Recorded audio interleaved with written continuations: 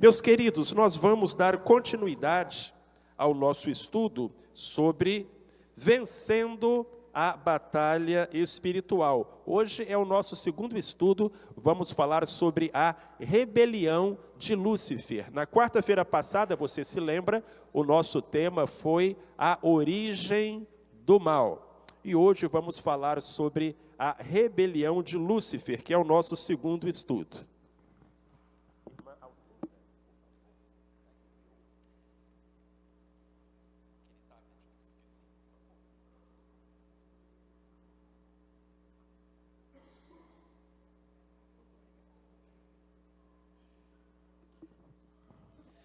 Dizem que o maior truque do diabo foi convencer todo mundo que ele não existia. E de fato há muitas pessoas que não acreditam na existência do diabo. Até mesmo algumas pessoas que se dizem religiosas. Até mesmo alguns pastores evangélicos. E normalmente essa é uma ideia associada ao liberalismo teológico. Mas o que nós não podemos negar é que, lendo as Escrituras Sagradas, fica muito claro que Satanás não é um símbolo, não é um personagem folclórico, não é uma força, mas um ser pessoal e maligno. Kenneth Latourette, um dos estudiosos da Palavra de Deus, faz essa afirmação. Ele nos lembra que, para Cristo, as forças do mal sempre foram intensamente reais e pessoais. Ele admitia, Cristo, que Satanás era um ser existente, inimigo de Deus. Ele se dirigia aos demônios que expulsava, não como a ilusões de mentes doentias, mas como a seres reais. Então, nós podemos perceber isso com muita clareza ao lermos os evangelhos. E cremos, assim como nos ensina a Bíblia, e como nos demonstrou o próprio Cristo, que as forças espirituais do mal são uma realidade. Deus existe, mas o diabo existe também. E qual é a origem do diabo? Certamente Deus não o criou um diabo, porque como nós vimos na quarta-feira passada, Deus criou todas as coisas boas, porque Deus é bom. A origem do mal não está em Deus, mas na rejeição a Deus. E isso explica a origem de Satanás. O ensino cristão, convencionado ao longo de 20 séculos, é de que o diabo nada mais é que um anjo rebelde. Tendo sido criado por Deus, extremamente belo e poderoso, quis ser igual a Deus, ocupar o trono de Deus, e por isso foi expulso do céu.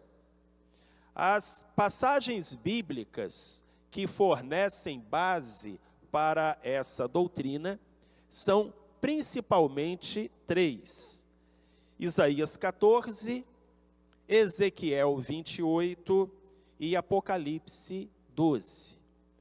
Então, essa doutrina de que o diabo era um anjo, e que esse anjo, tendo se rebelado, foi expulso do céu, e essa é a identidade e origem de Satanás, se baseia nestas três passagens. É interessante lembrarmos, e importante lembrarmos, que são passagens, de certa forma, simbólicas ou analógicas. Porque em Isaías 14, quando nós começamos a ler a passagem, nos é dito que o texto se aplica à Babilônia. Mas à medida que vamos lendo, percebemos que o texto não fala apenas de uma cidade ou um reino, que há algo mais envolvido ali. Da mesma forma, quando lemos Ezequiel capítulo 28, os versículos iniciais nos falam que se trata de uma lamentação sobre o rei de Tiro. Mas à medida que vamos lendo o capítulo, percebemos que algo mais está envolvido ali do que a descrição de um simples governante humano. E entendemos que Babilônia, o rei de Tiro, se tornam, nas mãos do escritor sagrado, uma amostra grátis do diabo, no seu orgulho, na sua arrogância, e é daí que, de onde um império humano e um governante humano, o autor bíblico extrapola e se refere a realidades espirituais que, de certa forma, inspiram o erro destes governos e governantes humanos. O mesmo orgulho que fez com que o diabo fosse expulso do céu está na base da rebelião da humanidade, dos seus governantes e dos seus governos. Pascoal Piragini Júnior, a gente quer citar agora, lembra a gente que no ato da criação, Satanás e os demônios eram santos anjos. Deus não os criou no mal ou imperfeitos, de forma alguma. Criou-os dentro da estrutura angélica.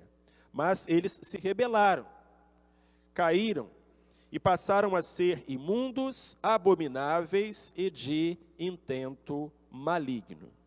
Vamos ler então os textos, e você que está anotando na sua Bíblia, fique à vontade para sublinhar as passagens. Quarta-feira passada, alguns irmãos disseram que não conseguiram anotar em tempo, então vou tentar ser um pouco mais devagar hoje, para dar a oportunidade a esses irmãos. Vamos começar com Isaías 14. Está exibido aqui à frente, você já sabe que sempre que aparecer essa letra destacada em amarelo, é sinal de que estamos citando a Escritura, e se você quiser pode sublinhar ali a sua Bíblia nessa passagem. Isaías 14, do verso 12 ao verso 15, é parte da profecia a respeito de Babilônia. E nós lemos: como caíste do céu, ó estrela da manhã, filha da alva, como foste lançado por terra, tu que prostravas as nações. E tu dizias no teu coração: eu subirei ao céu, acima das estrelas de Deus exaltarei o meu trono, e no monte da congregação me assentarei, nas extremidades do norte. Subirei acima das alturas das nuvens, e serei semelhante ao Altíssimo. Contudo, levado serás ao Seol, ao mais profundo do abismo. Quando os autores da Septuaginta, a primeira tradução do Velho Testamento para o grego, essa tradução foi feita antes da era cristã, foram traduzir essa passagem, eles chegaram nessa expressão estrela da manhã e empregaram a expressão grega Lúcifer. Então é daí que vem a palavra Lúcifer. Costuma-se dar o nome de Lúcifer a este anjo que se rebelou contra Deus e que hoje conhecemos como Satanás, diabo. Tanto Satanás quanto diabo são palavras que significam adversário, inimigo. São mais um título do que exatamente um nome, porque é isso que ele é. É o adversário, é o inimigo.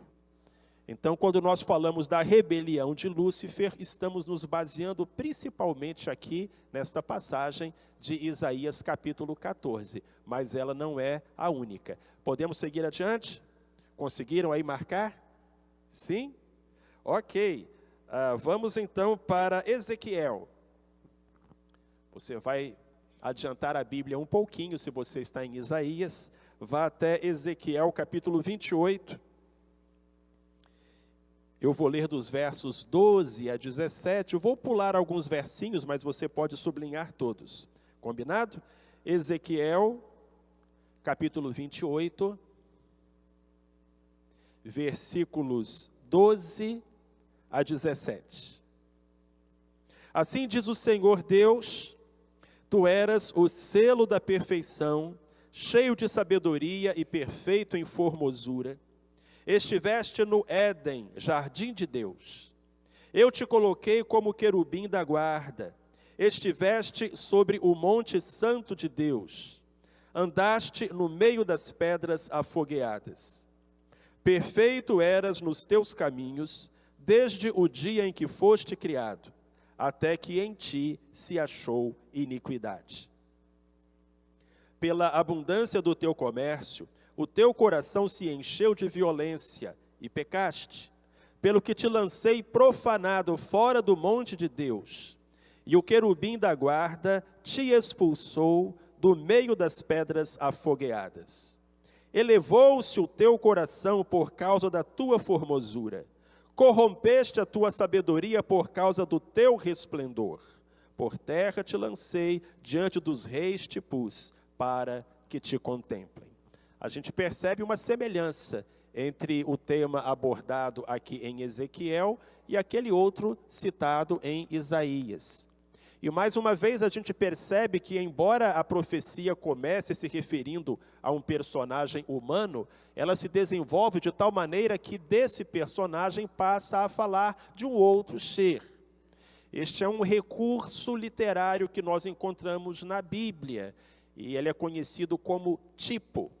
Um tipo é uma amostra grátis, é algo ou alguma situação menor que remete a alguém ou a uma situação maior. O apóstolo Paulo vai nos lembrar que o Monte Sinai é um tipo da lei e o Monte Sião é um tipo da graça. De certa forma, Isaac foi um tipo de Jesus porque foi levado para o sacrifício, embora Isaac não tenha sido sacrificado. E a queda de Jerusalém é usada por Cristo como um tipo do fim do mundo. É um recurso literário que a Bíblia utiliza. O tipo remete ao antítipo, ou seja, aquela amostra grátis, aquela miniatura serve como um trampolim para revelar uma verdade a respeito de outra criatura ou acontecimento maior. E é o que nós temos aqui. E então podemos formar este par com a passagem lá de Isaías para termos uma orientação bíblica sobre a origem de Satanás. O terceiro texto ao qual nós nos remetemos é o de Apocalipse 12, de 7 a 9. Vocês sabem que Apocalipse não é um livro fácil de interpretar, e não por acaso. Ele é complicado de propósito, porque foi escrito em código para proteger os leitores originais, que eram perseguidos pelos romanos. Tudo isso a gente aprendeu aqui quando estudou Apocalipse, versículo por versículo. Então, há sempre alguma divergência quanto à interpretação de uma passagem de Apocalipse. Por exemplo, alguns estudiosos vão falar que aqui em Apocalipse 12, de 7 a 9, não se está falando sobre a queda de Satanás lá no começo, mas de uma queda que ele experimentou durante o ministério de Cristo, ou mais propriamente na morte e ressurreição de Jesus. Embora a gente respeite a opinião desses estudiosos, me parece a interpretação mais simples, e a interpretação mais simples é sempre a melhor. Nos parece a interpretação mais simples enxergar aqui uma terceira referência à expulsão de Satanás lá do paraíso. Se você já encontrou aí na sua Bíblia, pode marcar, eu vou ler aqui na minha. Então houve guerra no céu. Miguel e os seus anjos batalhavam contra o dragão. E o dragão e os seus anjos batalhavam, mas não prevaleceram, nem mais o seu lugar se achou no céu. E foi precipitado o grande dragão, a antiga serpente, que se chama o Diabo e Satanás, que engana todo o mundo.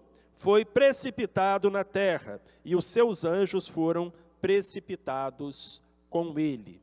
O texto nos traz a mesma história relatada por Isaías e por Ezequiel, acrescenta alguns detalhes. Um dos detalhes é a figura do arcanjo Miguel. como o líder dos exércitos celestiais que colocaram o Lúcifer para correr. E um outro detalhe que agora nos é dado é que Satanás não caiu sozinho.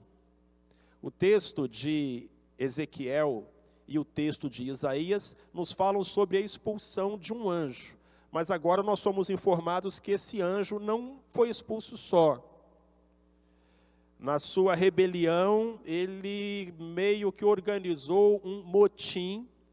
Outros anjos aderiram a ele e foram expulsos juntamente com ele. Satanás e os seus anjos foram precipitados. Então isso nos leva a uma segunda pergunta. A primeira pergunta foi: qual a origem do diabo? A segunda pergunta: qual a origem dos demônios? E essa é a explicação bíblica. Os anjos que se uniram a Lúcifer, quando este se rebelou contra Deus, não estavam na terra, e sim nas esferas celestiais. Estes são os demônios, que hoje andam pelo mundo fazendo maldades. O cristianismo, que se baseia na Bíblia Sagrada, na Escritura Sagrada, crê tanto em anjos quanto em demônios. E a doutrina cristã é de que ambos foram criados por Deus. Assim como Deus criou os seres humanos, Deus criou, antes mesmo dos seres humanos, os anjos. E alguns anjos se rebelaram e se tornaram os demônios. Nós não cremos que anjos e demônios sejam espíritos desencarnados ou almas mais evoluídas, menos evoluídas. O ensino bíblico é de que anjo nunca foi gente, anjo sempre foi anjo. E existem anjos que lutam por Deus ao nosso lado, e existem anjos caídos que militam contra nós.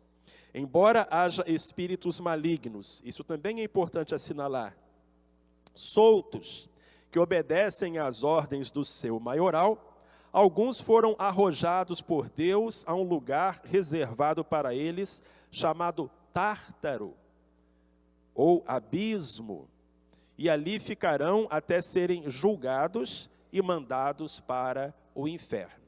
Quando Deus expulsou Lúcifer e os anjos rebeldes do céu, alguns vieram para a terra, mas outros foram diretamente lançados em uma prisão.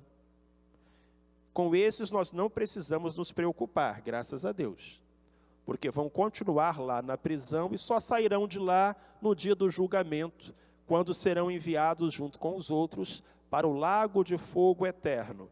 Nós já estudamos sobre o lago de fogo eterno. Qualquer dúvida, vá até Apocalipse capítulo 20 e você vai recordar. Então a Bíblia nos ensina que existem anjos que estão presos. São demônios. São anjos que participaram da rebelião de Lúcifer. E que por alguma razão a esses anjos não foi permitido que se movessem entre nós. Eles estão reservados para o dia do juízo. Abra sua Bíblia em 2 Pedro, capítulo 2, verso 4. Enquanto os irmãos procuram, deixe-me fazer esse comentário. 2 Pedro e Judas são dois livros bem parecidos. E essa história dos anjos lançados no abismo, ela é registrada por esses dois livros. 2 Pedro e o pequenino livro de Judas, que não tem capítulo, só tem versículos. 2 Pedro 2,4. Deus não poupou a anjos quando pecaram, mas lançou-os no inferno e os entregou aos abismos da escuridão, reservando-os para o juízo. Aqueles anjos pecaram, foram expulsos do céu, eles não foram e nem serão perdoados, o que nos leva a pensar, por que não tem perdão para anjo? E tem perdão para ser humano? É que os anjos pecaram sem que ninguém os tentasse. O ser humano teve esse atenuante. Adão e Eva foram tentados. Então tem plano de salvação para a gente, mas não tem plano de salvação para anjo. Alguns daqueles anjos, então, foram enviados, lançados, diz a Bíblia, no inferno. Essa palavra que aparece aí como inferno, pelo menos na minha Bíblia, eu não sei na sua, mas é a palavra tártaro. E o que chama a atenção é que essa palavra só aparece aqui nesse versinho na Bíblia inteira. Na Bíblia toda, de capa a capa, essa palavra só aparece aqui, em 2 Pedro, capítulo 2, versículo 4. Lançou-os no Tártaro. Quando você ouve essa palavra tártaro, no que você pensa? Dentista e molho, não é? Mas a palavra tártaro é mais antiga. E na cultura grega, na língua grega, era usada como uma parte do inferno. E é nesse sentido que o Pedro está utilizando, por isso, o autor, ou melhor dizendo, o tradutor da Bíblia, quando foi traduzir do grego para o português, usou a palavra inferno. Mas a palavra é tártaro, só é usada aqui. Então é diferente do inferno, onde o rico, da parábola do rico e de Lázaro, está. É diferente do inferno, o lago de fogo eterno preparado para o diabo e seus anjos, onde Satanás será lançado depois que Jesus voltar. Aqui está falando de uma prisão, o abismo, o tártaro. Judas 6, folheie as páginas da Bíblia um pouquinho, e você vai encontrar o irmão de Jesus, Judas, remetendo ao mesmo fato. Aos anjos que não guardaram o seu principado, mas deixaram a sua própria habitação, Deus os tem reservado em prisões eternas, na escuridão, para o juízo do grande dia. De modo que, como eu falei agora há pouco, com esses, graças a Deus, a gente não tem que se preocupar, porque eles não vão sair de lá. Em Lucas capítulo 8, 31, nós encontramos Jesus expulsando uma legião de demônios, de um endemoniado gadareno. E aí aqueles demônios fazem um pedido a Cristo. Lucas 8, 31. E rogavam-lhe que não os mandasse para o abismo. Aqueles demônios sabiam que Jesus ia expulsá-los, porque Jesus tem poder e demônio nenhum pode enfrentar ou resistir Cristo. Mas eles não queriam ser mandados para o abismo, eles não queriam ir para esse lugar onde os colegas dele já estão desde o momento da queda. Eles queriam continuar na face da terra e Cristo permitiu que eles entrassem em uma manada de porcos. Você conhece a história. Então, por isso que aqueles demônios pediram a Jesus que não os mandasse para o abismo. Eles não queriam ir para o Tártaro. Eles não queriam ir para aquela prisão onde anjos caídos estão aguardando pelo dia do juízo final e da eternidade. Então, só para a gente saber qual é a origem dos demônios. Vou citar o pastor Pascoal Piragini mais uma vez.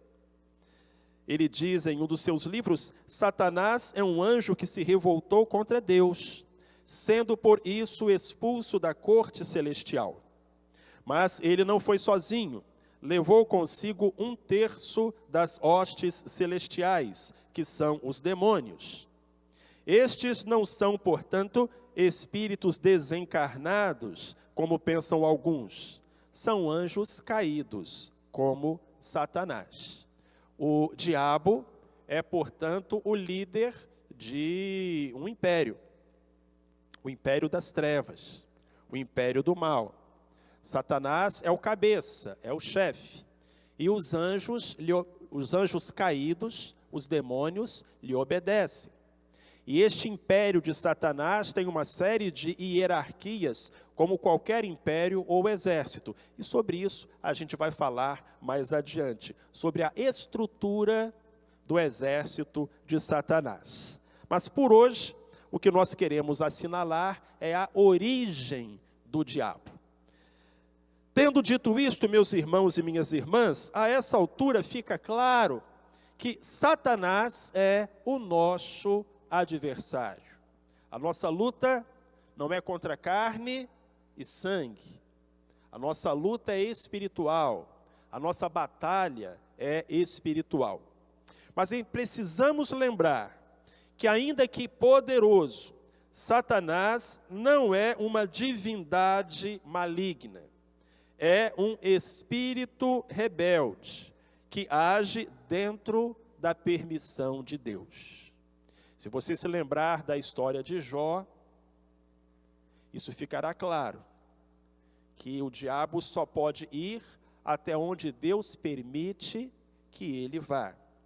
Nós, cristãos, não acreditamos na luta do bem contra o mal como algo equilibrado, onde se tem um Deus do bem e um Deus do mal, e esses dois medem forças. Não, o diabo não é Deus. O diabo não chega nem perto de ser Deus. E o poder de atuação dele é muito limitado perto do poder e da esfera de atuação do próprio Deus. Por exemplo, Satanás não é nem onipotente, nem onisciente, nem onipresente. Por que não? Porque esses são atributos de Deus. E o diabo não é Deus. O diabo é uma criatura de Deus. Então o diabo, por exemplo, não é onipotente. Ele não pode tudo.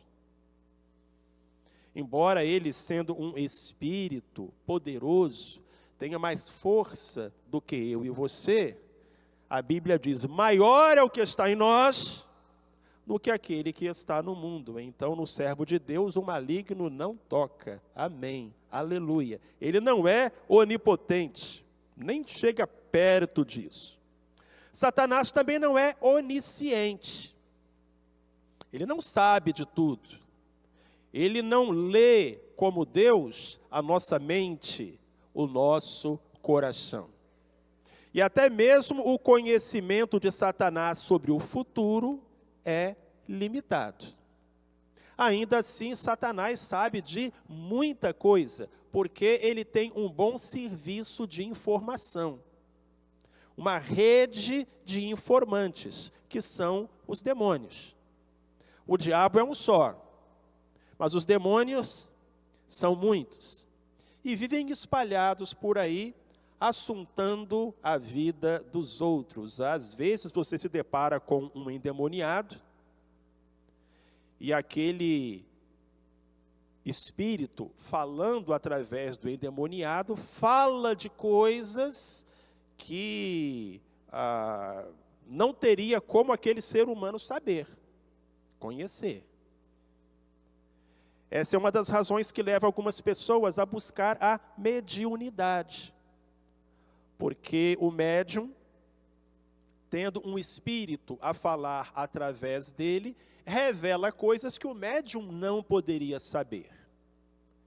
Entretanto, nós cristãos, que nos baseamos na Bíblia, na Escritura, na Palavra de Deus, não cremos que quem fala através do médium seja um espírito desencarnado, mas sim um espírito maligno, um espírito de engano. E que para este espírito é relativamente fácil saber de coisas que os seres humanos não sabem.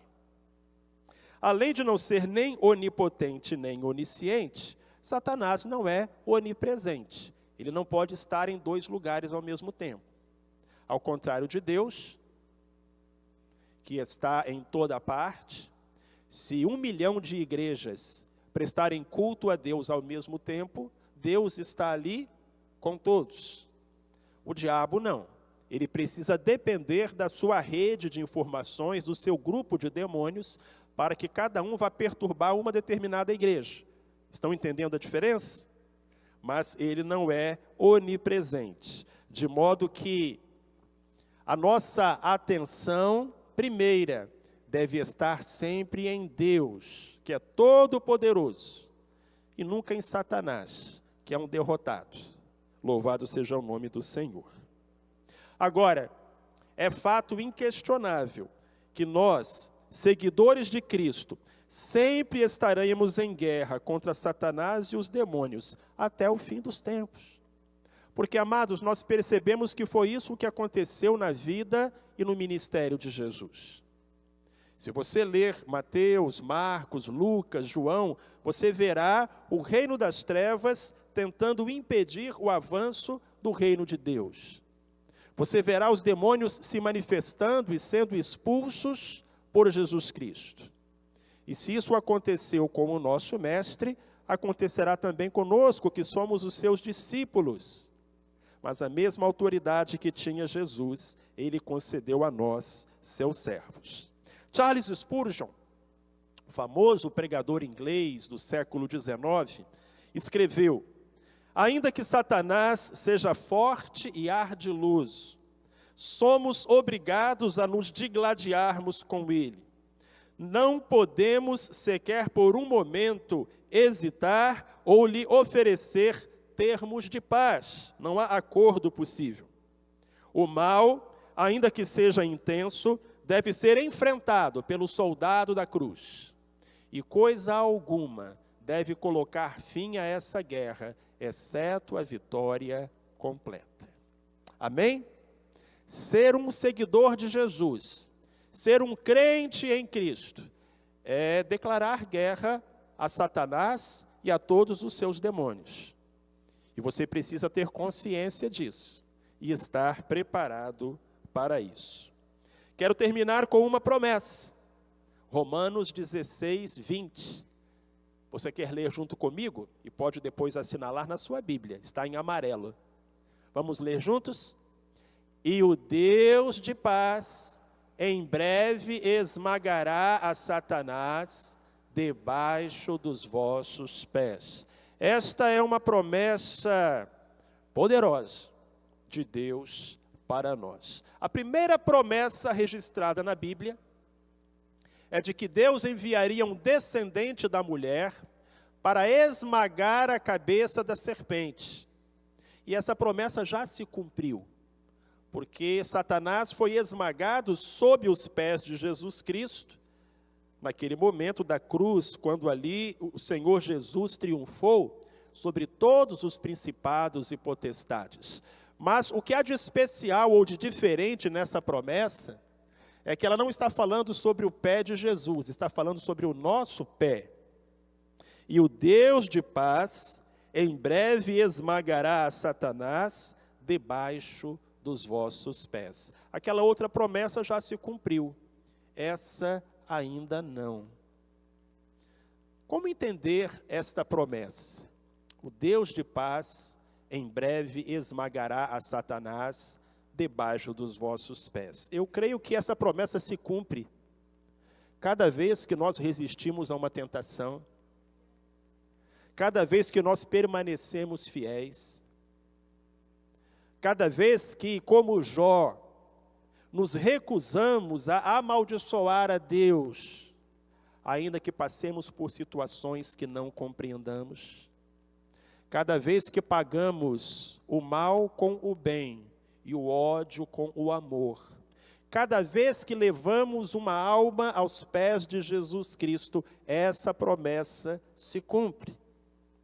Mas acredito também que essa promessa tem um cumprimento maior, escatológico, universal, reservado para o fim dos tempos.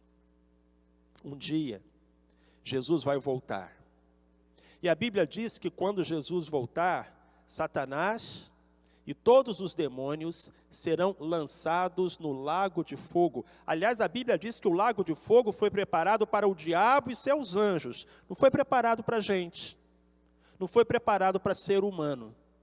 Foi preparado para o diabo e seus anjos. As pessoas vão para lá sem necessidade, porque o inferno não foi preparado para os seres humanos. O lago de fogo, diz a Bíblia, foi preparado para o diabo e seus anjos. E quando Jesus voltar, o diabo e todos os demônios serão lançados no lago de fogo. E eu fico imaginando naquele dia, quando o diabo for jogado no lago de fogo, de onde ele nunca mais sairá, onde ele será atormentado pelos séculos e séculos e séculos e séculos. E quando ele estiver caindo e caindo e caindo naquela imensidão de sofrimento, e à medida que ele estiver caindo e caindo, caindo, quando ele olhar para cima, a última coisa que ele vai ver, antes de submergir definitivamente nas trevas do inferno, a última coisa que ele vai ver quando ele estiver caindo, vai ser a face de Jesus Cristo e de todos os remidos, de toda a igreja. Todos aqueles que ele atentou, perturbou, perseguiu, atacou, mas permaneceram fiéis ao seu Senhor. A última coisa que o diabo vai ver, quando ele estiver mergulhando no lago de fogo, vai ser a face de Jesus e dos que foram comprados com o sangue do Cordeiro. E então, Deus esmagará a Satanás debaixo dos nossos pés. Quem prometeu é fiel para cumprir, é grande para cumprir. Então, não tenhamos dúvida em acreditar. Amém? Quarta-feira que vem, a queda do homem, que vai nos trazer mais informações sobre a natureza da batalha que nós enfrentamos.